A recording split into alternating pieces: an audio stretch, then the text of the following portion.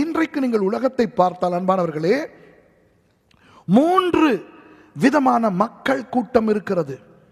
ஒன்று, மத்திய கிழக்கிலே வாழும் அராபியர்களும் எபிரேயர்களும் ஆகிய சேமின் வம்சத்தார். 2, ஐரோப்பா மற்றும் ஐரோப்பாவால் கண்டுபிடிக்கப்பட்ட ஆஸ்திரேலியா, அமெரிக்கா போன்ற தேசங்களில் வாழுகின்ற யாப்பேத்தின் வம்சமாகிய வெள்ளைக்காரர்கள்.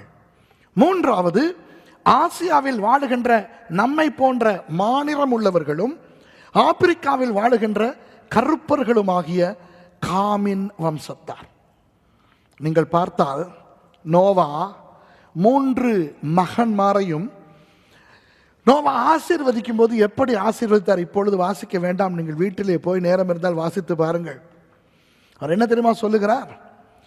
சேமுக்கு சொல்லுகிறார், நீ தான் எல்லாரையும் விட ஆசீர்வாதமாக இருப்பாய், நீ தேவனோடு இருப்பாய், ஆகவே நீ சுபிட்சமாய் இருப்பாய், நீ உன் சகோதரர்களுக்கு வேலைக்காரர்களாய் இருப்பாய் என்று சொல்லவில்லை.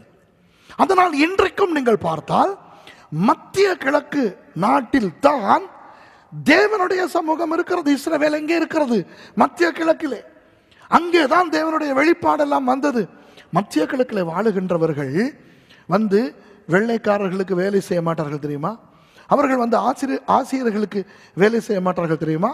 அவர்கள் பாலைவன தேசங்களில் வாழ்ந்தாலும் சுபிட்சமாய் வாழுவார்கள். ப்ரூனாய் நாட்டின் சுல்தான், இன்னும் ஜோர்தான் நாட்டின் ராஜா, இப்படி இந்த குட்டி குட்டி தேசங்களாய் சில மத்திய கிழக்கு தேசங்கள் இருந்தாலும் அவர்கள் எவ்வளவு சுபிட்சமாய் வாழுகிறார்கள் என்பதனை பார்த்தால் ஆச்சரியமாக இருக்கும். நோவா யாப்பேத்துக்கு என்ன தெரியுமா சொல்லுகிறார்? நீ கூடுதலான தேசங்களை நீ பிடித்துக் கொள்வாய், உனக்கு ஆண்டவர் நிறைய பூமியை கொடுப்பார். அதே போல வெள்ளைக்காரர்களுக்கு தான் அமெரிக்கா, ஆஸ்திரேலியா, நியூசிலாந்து போன்ற தேசங்கள் அகப்பட்டன. அமெரிகோ வெஸ்பசி என்பவர் அமெரிக்காவை கண்டுபிடித்தார்.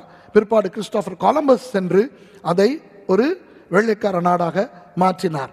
இப்படி வெள்ளைக்காரர்கள் தான் புது புது நாடுகளை எல்லாம் பிடித்தார்கள்.